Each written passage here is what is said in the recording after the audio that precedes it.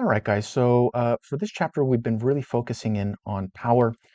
Keep in mind that we did determine that there are multiple types of power. It's not just restricted to the real power that's consumed by an electronic device. There's also what we call reactive power, as well as even complex power.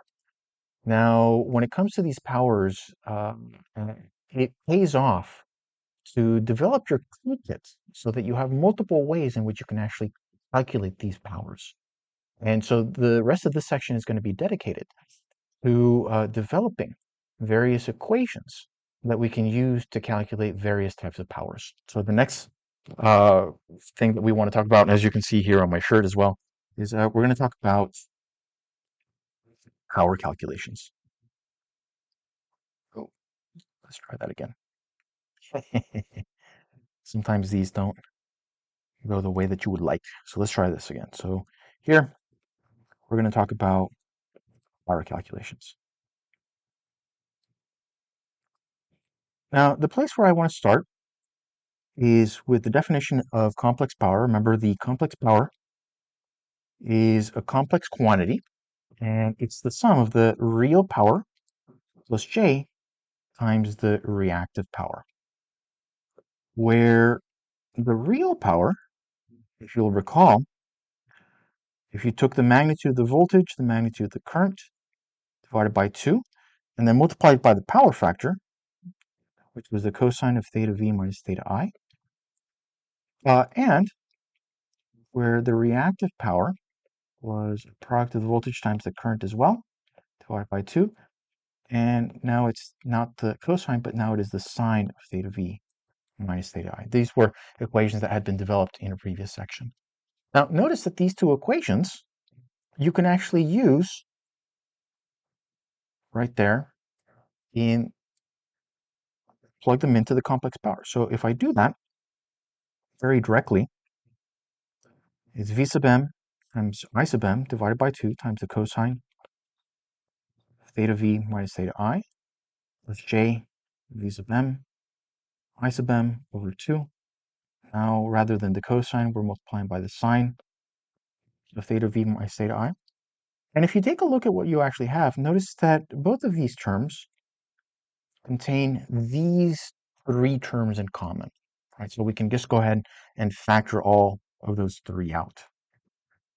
When I do so, I can say that the apparent power, or the complex power more like it, is V sub m times I sub m over 2 times the cosine of theta V minus theta I plus J sine theta V minus theta I. And for those eagle-eyed students, notice that what's left in the parentheses here, we can actually use Euler's identity to simplify that. We can turn the sine and cosine into an exponential. So I'm going to use Euler here.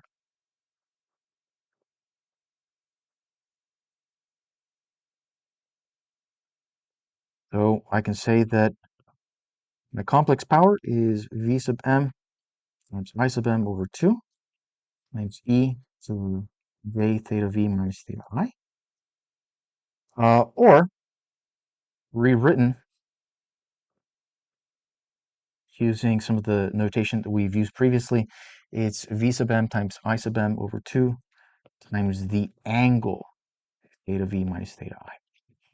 Now, this equation here is definitely important. It does have various uses. So we're going to go ahead and box this one. But there are a few other forms that are useful as well. So we can actually carry on with the calculation to keep on massaging it and manipulating it in such a way that it becomes a little bit more apparent what we're actually doing. So I'm going to return back to this form of the equation. And in particular, what I'm going to do is I'm going to focus in on this part, this exponential part, and I'm going to break it up into two exponentials.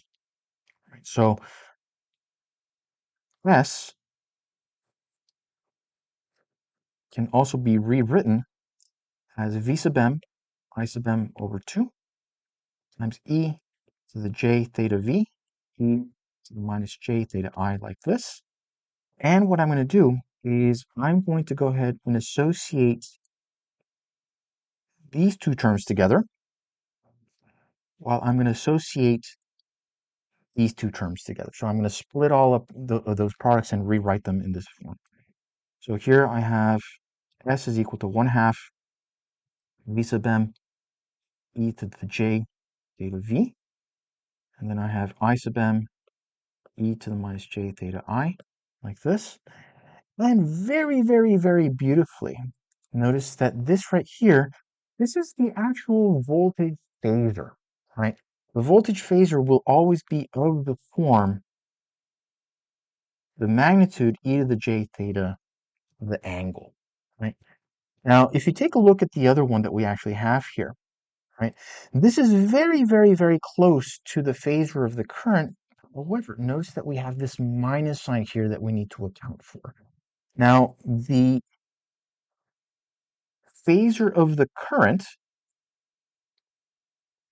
would actually have to take the form I is equal to I sub m e to the j theta I, where that minus sign is not there, but we can actually add in the minus sign if we actually take the complex conjugate. So if I take the complex conjugate of the phasor current, notice that mathematically that minus sign comes along for the ride and it actually matches with what we actually have over here.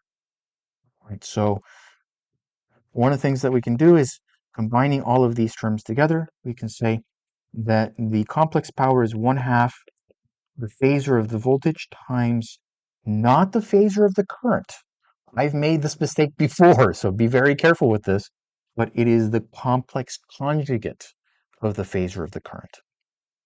So this is a second form for calculating this complex power that's useful. One last form that I want to finish up this section with is we've really been kind of emphasizing that when it comes to these circuits, how much power is being absorbed or delivered to a load, it's not really a function of the phasor voltage or the phasor current. It's more related to the effective voltage or current or the RMS values, right? So here, one of the things that I can do is I'm going to go ahead and take this 1/2 and I'm going to split it apart in a very strange way. So I'm still working with the same equation, but I'm going to split part of that 1/2 into 1 over the square root of 2 times the phasor voltage, 1 over the square root of 2 times the phasor current, complex conjugate, like this. Notice that if you actually multiply this 1 over square root of 2, 1 over square root of 2, you do get the 1/2 that you have up here. But this right here is the RMS phasor voltage, while this over here is, it's not the RMS current, it is the complex conjugate of the RMS current. So the complex power can be calculated as the RMS voltage times the complex conjugate of the RMS current. This is the third and last equation that I want to talk about in this video. You'll see that this one becomes extremely useful in power calculations as well. So now you have 3 separate ways in which you can actually calculate that complex power.